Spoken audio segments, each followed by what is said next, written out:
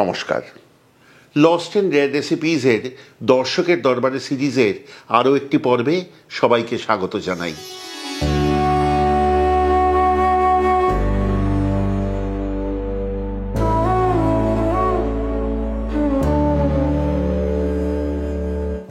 আজকে যে রেসিপি আনবো তার সাথে একটি জিনিস পারিনি।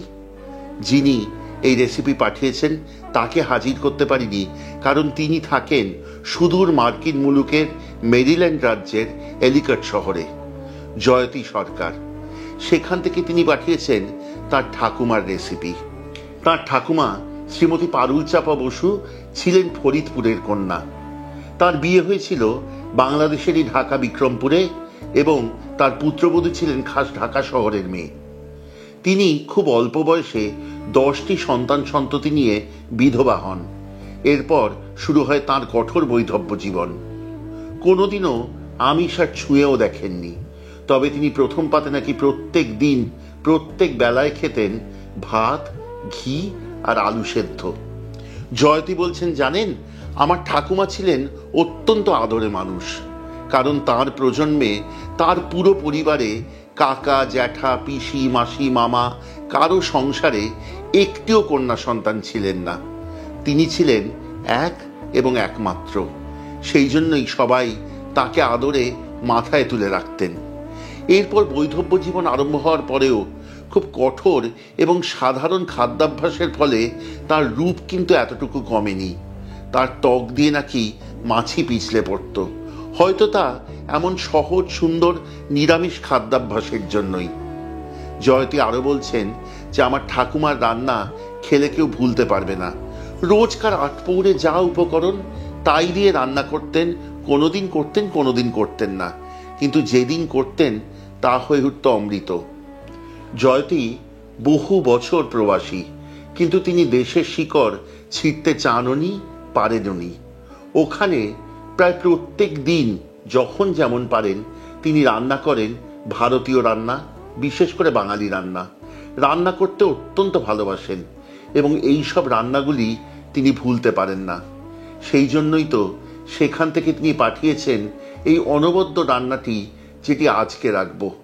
তিনি পাঠিয়েছেন তাঁর ঠাকুমার কাছ থেকে শেখা ফরিদপুরি লেবু পাতার শুক্তো। চলুন শিখি।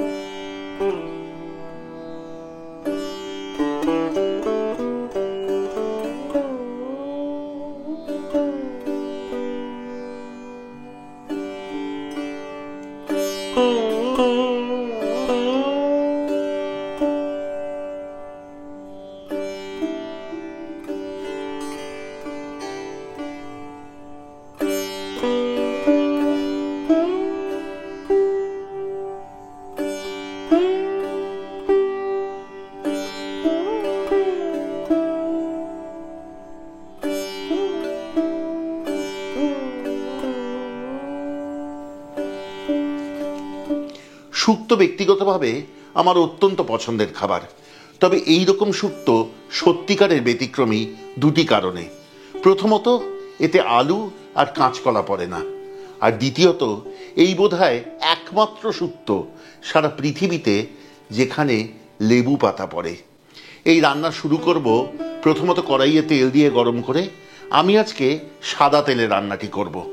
তেল গরম হলে ভেজে তুলব একে একে উচ্ছে অথবা করলা এবং তারপর বেগুন। তারপর যাব মূল রান্নায়।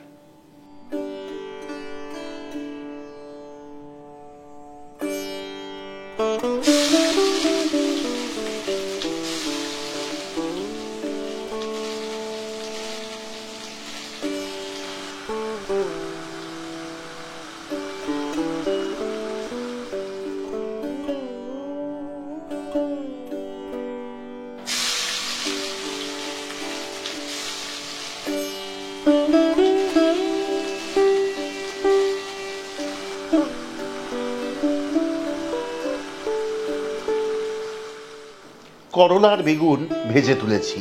এবার অবশিষ্ট তেলে ফোড়ন দেবার পালা। প্রথমে দিন গোটা 2-3 তেজপাতা, তারপর দিন রাঁধুনি আর মেথি। সুগন্ধ বেরোলে প্রথমে ছাড়ুন পটল, তারপর পেঁপে, তারপর বরবটি আর একে একে অন্যান্য সবজি।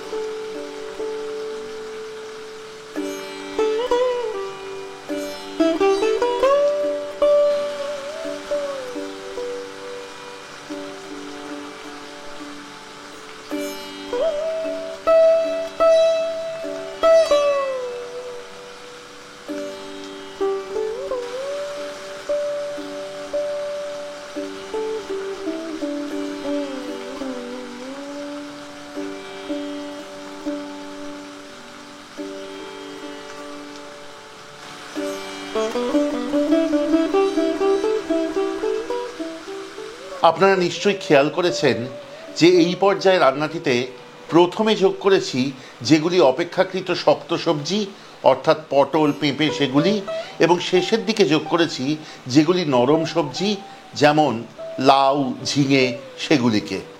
এইবার সবকটি সবজি যোগ করবার পর ভালো করে মিশিয়ে নিন রান্নাটিকে। অল্পক্ষণ কষান। আপনাদের হয়তো অনেকেই জানেন যে সেই সময় অনেকেই হলুদের স্পর্শ ছাড়া রান্না খেতেন না। তারা মনে করতেন রান্না হলুদের স্পর্শে শুদ্ধ হয়। তাই জন্য যদিও এটি সুক্ত, তবু এখানে বলছেন জয়তী সরকার যে অল্প একটু হলুদের ছোঁয়া দিন। 1 চিমটি মানে 1 চিমটি, তাই যোগ করব। তারপর আবার মিশিয়ে নেব। তারপর যোগ করব নুন এবং তার সাথে বেশ খানিকটা আদা জলে গুলে। আবার মিশিয়ে নিয়ে এবার রান্নাটি হতে দেব ঢাকা দিয়ে।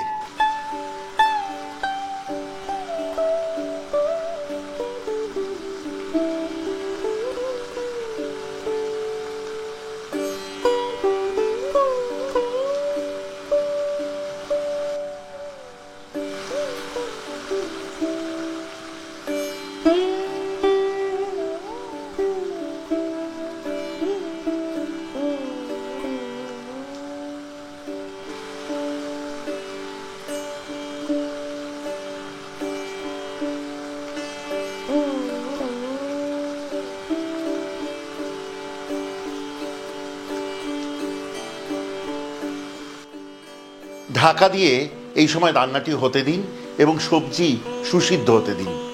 যতক্ষণ এই পর্যায়ে রান্নাটি হচ্ছে আপনাদেরকে বলবো কেমন লাগছে আজকের পর্বটি।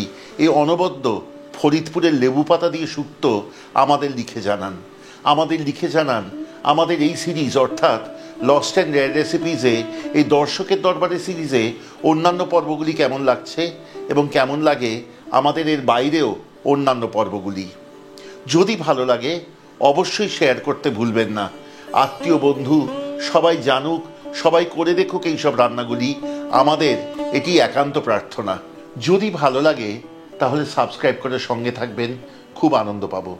এবং যদি মনে করেন আমাদের চ্যানেলের সব রান্নার নোটিফিকেশন প্রথম পৌঁছবে আপনার কাছে, তাহলে অবশ্যই বেল আইকনটি টিপে দিতে ভুলবেন না। আর হ্যাঁ, যদি আমাদের যোগাযোগ করতে চান আমাদের থেকে খাবার নেবার জন্য, অথবা আপনার পরিবারের কোনো গল্প, কোনো রান্না আমাদের সাথে ভাগ করে নেবার জন্য, তাহলে আমাদের যোগাযোগের নম্বর হলো 6291834357। আরেকবার বলি, 6291834357। এই নম্বরে সকাল 11টা থেকে সন্ধ্যে 7টার মধ্যে আমাদের যোগাযোগ করুন, সোম থেকে শনিবারের মধ্যে।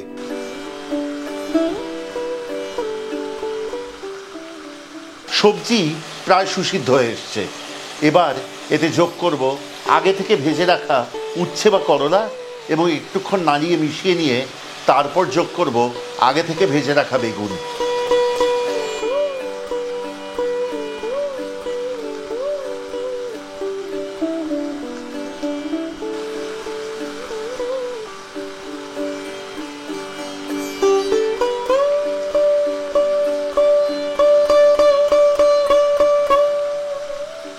রান্নার এই পর্যায়ে এসে রান্নাটিতে যোগ করুন 1.5 থেকে 2 কাপ পরিমাণ জল।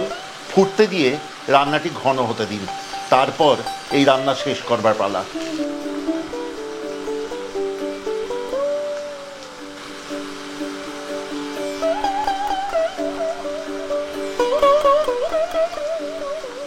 ঝোল ঘন হয়েছে।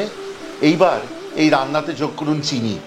মনে রাখবেন এই রান্না কিন্তু হালকা মিষ্টি স্বাদের সবচেয়ে ভালো লাগবে। সেই জন্য আমি দেব 2 টেবিল চামচ পরিমাণ চিনি। তার সাথে দেব বেশ খানিকটা 5 ফোড়ন, যা আমি আগে শুকনো খোলায় ভেজে গুঁড়িয়ে রেখেছি। ওপর দিয়ে 5 ফোড়ন ছড়িয়ে দিয়ে তারপর মিশিয়ে নেব রান্নাটিকে। তারপর আসবো একেবারে শেষ পর্যায়ে। মেথি পড়েছে, রাঁধুনি পড়েছে, আদা বাটা পড়েছে, এমনকি শুকনো খোলায় ভাজা 5 ফোড়নও পড়েছে। তবে এবার আসবে সেই জাদু উপকরণ, যা এই শুক্তোকে করে তুলবে সবার চেয়ে আলাদা, ব্যতিক্রমী, অনন্য। বেশ কয়েকটি লেবু পাতা, গন্ধরাজ লেবুর পাতা হাত দিয়ে ছিঁড়ে শুক্তোতে দিন। ভালো করে মিশিয়ে নিন। আঁচ বন্ধ করে ঢাকা দিয়ে রাখুন পরবর্তী 5 মিনিট। তারপর সাথে সাথে এই শুক্তো পরিবেশন করবেন না। এই শুক্তো পরিবেশন করবার নিয়ম আছে। শুক্তো ঠান্ডা হতে দিন এবং গরম ভাতের সাথে ঠান্ডা শুক্তো পরিবেশন করুন। শ্রীমতী জয়তী সরকারকে লস্ট অ্যান্ড রেয়ার রেসিপিসের পক্ষ থেকে আমরা মন থেকে ধন্যবাদ জানাই। তার ঠাকুমা শ্রীমতী পারুল চাপা বসুর প্রতি এই রান্নার মাধ্যমে এমন সুন্দর শ্রদ্ধার তর্পণের জন্য। এর মাধ্যমে কিন্তু লস্ট অ্যান্ড রেয়ার রেসিপিসও সেই শ্রদ্ধার তর্পণ জানায় বিগত প্রত্যেকটি প্রজন্মকে, যারা বছরের পর বছর, যুগের পর যুগ, প্রজন্মের পর প্রজন্ম ধরে এমন সুন্দর খাবার খাইয়েছেন তাদের ভালোবাসার জনদের। ধন্যবাদ।